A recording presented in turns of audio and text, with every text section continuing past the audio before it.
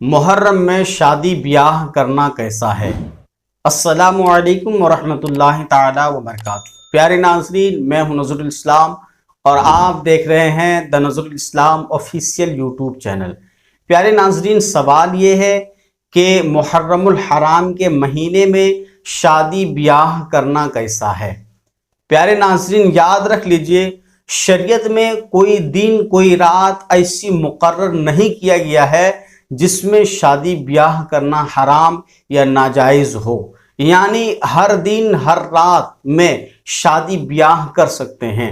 البتہ ماہ محرم الحرام میں جو لوگ کہتے ہیں شادی بیاہ نہیں کرنا چاہیے، وہ دلیل یہ پیش کرتے ہیں کہ اس میں ایک ایسا واقعہ پیش آیا ہے کہ جس کو لوگ کربلا کے نام سے یاد کرتے ہیں، یعنی 10 محرم الحرام کو شہادت امام حسین اور ان کے گھرانے والے جو شہید ہوئے ہیں، تو یہ ایک ایسا واقعہ ہے جو ہر انسان کو جب بھی سنتا ہے یا پڑھتا ہے تو یہ واقعہ ہر انسان کو غمگین کر دیتا ہے۔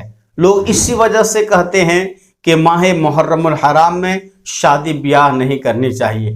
یاد رکھ لیجئے، شریعت کی طرف سے اجازت ہے، شریعت میں کہیں بھی منع نہیں کیا گیا ہے کہ محرم کے مہینے میں شادی بیاہ نہیں کرنی چاہیے۔ یہ الگ بات ہے کہ لوگ اس مہینے میں شہادت امام حسین کی وجہ سے شادی بیاہ سے پرہیز کرتے ہوں، یہ الگ بات ہے، لیکن شریعت کی طرف سے ایسا کچھ بھی نہیں ہے۔ اور شریعت کی طرف سے یہ ہے کہ طرفین جس دن میں راضی ہو جائیں، یعنی دلہا والے دلہن والے جس دن میں راضی ہو جائیں، جس دن میں ان کو سہولیت محسوس ہو، جس دن وہ نکاح کے اس پروگرام کو اچھے سے نبھا پائیں گے، انتظام کر پائیں گے، تو وہ اس دن نکاح کر لیں۔ اور اکثر یہی ہوتا ہے، ہمارے ملک میں ہو دیگر ملک میں ہو، جب طرفین راضی ہو جاتے ہیں کہ ہاں فلاں دن تو فلاں دن ہی میں نکاح کریں گے، لیکن شریعت کی طرف سے، شریعت کی روح سے، شریعت کی نگاہ سے کوئی ایسا دن، کوئی ایسی رات مقرر نہیں کیا گیا ہے کہ جس میں شادی بیاہ حرام ہو یا ناجائز ہو۔ ہر دن ہر رات شادی بیاہ کر سکتے ہیں۔ رہی بات کہ لوگ ماہ محرم الحرام میں شادی بیاہ سے پرہیز یہ کرتے ہیں کہ امام حسین رضی اللہ تعالی عنہ اور ان کے ساتھی اور 72 گھرانے والے جو کربلا میں شہید ہوئے ہیں، یقیناً یہ واقعہ ایک ایسا واقعہ ہے جب انسان اس کو پڑھتا ہے، سنتا ہے تو یقیناً وہ غم محسوس کرتا ہے۔ ایک بات یاد رکھ لیجئے، یہ غم محسوس ہر انسان کو کرنا چاہیے۔ جس انسان کو کربلا کے واقعہ کو سننے اور پڑھنے کے بعد غم محسوس نہیں ہوتا ہے تو وہ اپنے ایمان کا چیک کریں، وہ اپنے ایمان کا جائزہ لیں۔ پیارے ناظرین، تو واقعہ کربلا یقیناً ایک غمگین واقعہ ہے۔ یقیناً جب اس انسان سنتا ہے، پڑھتا ہے تو دل غمگین ہو جاتا ہے، غم کا ہمیں احساس ہوتا ہے۔ ایک ہوتا ہے غم کا احساس کرنا، یہ رہتی دنیا تک لوگ غم کا احساس کریں گے کہ امام حسین کے ساتھ، ان کے ساتھیوں کے ساتھ، ان کے گھرانوں کے ساتھ کس طرح ظلم و زیادتی ہوئی ہے۔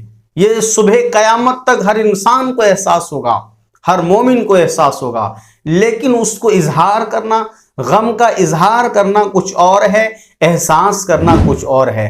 تو یہ اس واقعے کو پڑھنے، لکھنے اور سننے کے بعد ہر انسان کو احساس سے غم تو ہوتا ہے، مگر اس کو اظہار نہیں کر سکتے ہیں، اس لیے کہ حدیث شریف میں آیا ہے کسی بھی شخص کے انتقال کے بعد اس کے غم کو 3 دن سے زیادہ اظہار نہ کیا جائے، سوائے اس بیوی کے جس کے شوہر کا انتقال ہو گیا۔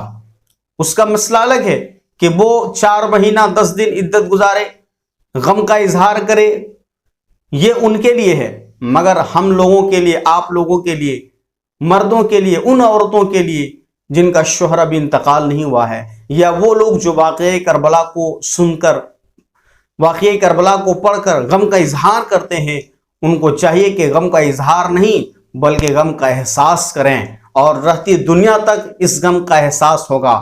تو اگر اس حساب سے کہا جائے کہ شادی بیاہ نہیں کرنی چاہیے تو یہ غلط بات ہے۔ شریعت کی نگاہ سے، شریعت میں کوئی ایسا دن، کوئی ایسی رات مقرر نہیں کیا گیا جس میں شادی بیاہ کرنا حرام ہو۔ البتہ مسئلہ یہ ہے کہ کسی بھی مہینے میں کسی بھی دن کسی بھی رات کو شادی بیاہ کرنا جائز ہے۔ اس میں کوئی تخصیص نہیں کہ محرم ہو یا ربیع الاول ہو یا سفر ہو، ہر رات ہر دن شادی بیاہ کے لیے ہمارے لیے جائز ہے، سنی صحیح العقیدہ مسلمان کے لیے جائز ہے۔ اور ایک بات یہ بھی یاد رکھ لیجئے، لوگ جنتری دیکھتے ہیں شادی بیاہ کے موقع پہ اور اس میں اقرب در اقرب اس طرح کچھ لکھا ہوا رہتا ہے، تو وہ شیعہ لوگوں کے لیے ہے، سنی مسلمانوں کے لیے نہیں ہے۔ سنی مسلمانوں کے لیے یہ ہے کہ ہر دن ہر رات شادی بیاہ کر سکتے ہیں۔ میں امید کرتا ہوں یہ مسئلہ آپ سمجھ چکے ہوں گے۔ پیارے ناظرین، اسی طرح کی ویڈیو دیکھنے کے لیے ہمارے ساتھ بنے رہیں اور اس چینل کو ضرور سبسکرائب کریں۔